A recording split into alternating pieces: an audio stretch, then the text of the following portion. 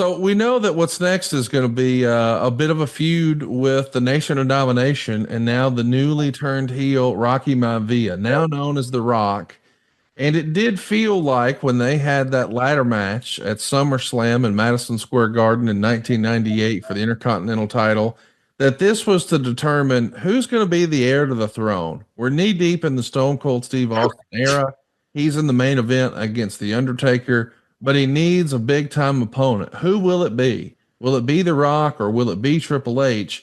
Ultimately, Triple H wins the Intercontinental title. But a few months later, it's The Rock who becomes the world champion first.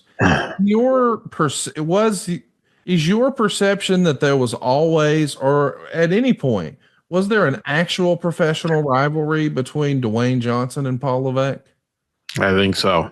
Yeah, I think that was the perception. And us guys, producers, being on the road, coming back, hearing stuff, there was definitely some heat between them two guys, and I still think as close as they think they are today, I still think they battle each other big time. I think today it happens now, considering where the final boss is now in the company and where Triple H is.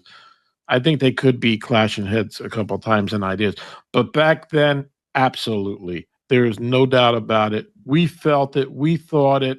We thought it when we were on the road. We thought it when we were in the studio, when we were cutting packages, doing stuff. It was just a feeling that you had that there was something going on that just wasn't right between the both of them, because one of them, they both wanted to be the top cats, right? You want to be the top dog, man. You go for broke, and at the time it was The Rock. So, and Triple H again scratching and clawing in with his career. I know Triple H did a couple of movies for WWE along the way, but we know that eventually The Rock, after he makes it to the mountaintop in WWE, he becomes a megastar in the world of Hollywood and entertainment. And in a few years, he was the absolute biggest movie star in the world.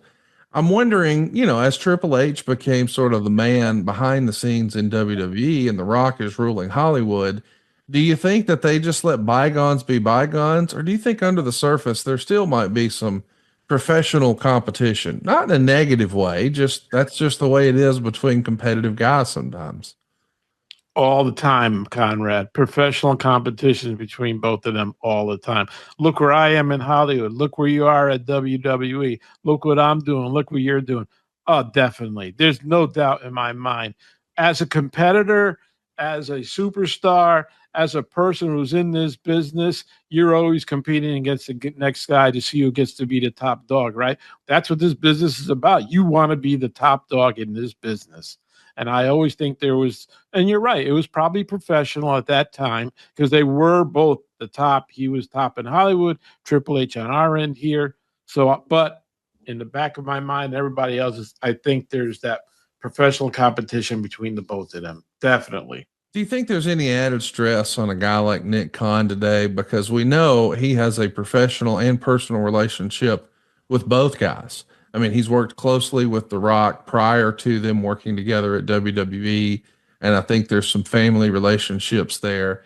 And we know that Nick has to work hand in hand with Paul every day with WWE. Do you presume that Nick finds himself maybe now as the monkey in the middle? Well, if he is the monkey in the middle, he knows how to play it. Okay. Let me just say it that way. I think he knows how to placate both of them. I think he would stay on the side of The Rock a little more than Trips, but he knows business is business. He knows he needs Triple H for the business and the content. He's not going to be the content creator, right? I mean, if you get Triple H go on tomorrow, who's creating that content? Who's coming up with storylines? Who's coming up with ideas? The guy's been in business how many years? Yeah. It ain't going to be Nick Khan. Nick Khan's sitting back in his office making streaming deals like he's supposed to do. So he knows how to play Triple H a little bit, and I think Triple H is smart to it. And Rock is Rock. Personally, I don't think Rock cares if Nick was on his side or not, because where Rock is today in his career. Well said. Rock's going to do what Rock wants to do, and he's earned that right. And we know that it is Triple H's turn to be the top of the mountain. when he wins the world title in August of 1999. Of course, The Rock barely beat him there. I guess it was November of 98. But when they put DX back together without China in October of 99, I don't know that it worked as well. But by November of 99, that's when an interesting storyline happens where we see a storyline marriage between Triple H and Stephanie McMahon. And we know eventually that becomes a real life relationship. I don't necessarily want to get into a bunch of personal stuff here. That's their business. But did the rest of the crew know sort of what was happening, or was everybody sort of caught off guard? Personally, I think that was one of the greatest storylines we ever did. Yeah. With Triple H, Stephanie, and Test, right? I think the swerve happened. And by the way, today that storyline would never happen because he knocked her out or whatever he did. Today's day and age, everybody's so sensitive to stuff that it would never fly today.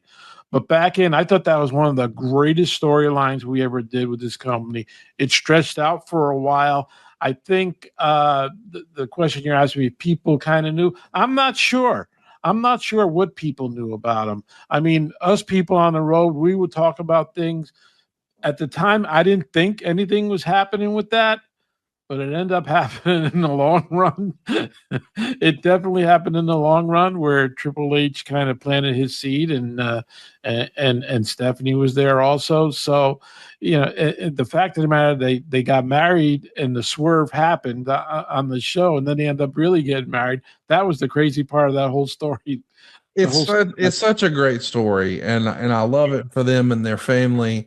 But I've always sort of wondered, I guess maybe I wasn't super clear. Was anyone surprised that Stephanie McMahon was actually dating one of the boys? Did that feel like a no-fly zone forever? Because if I'm Triple H, if I'm the real life Paul Levesque, I would think going into that, man, this could go either way. This could be one of the best things that I ever did, or this might be the end of my career. Yeah, I think the edict was, no fly zone for Stephanie and being with the boys. Yeah. We all knew that. I think secretly the chairman let that be known by people and hear from other people that he would never see her with a WWE superstar or anything like that. So I think the edict was out there. No fly zone, man.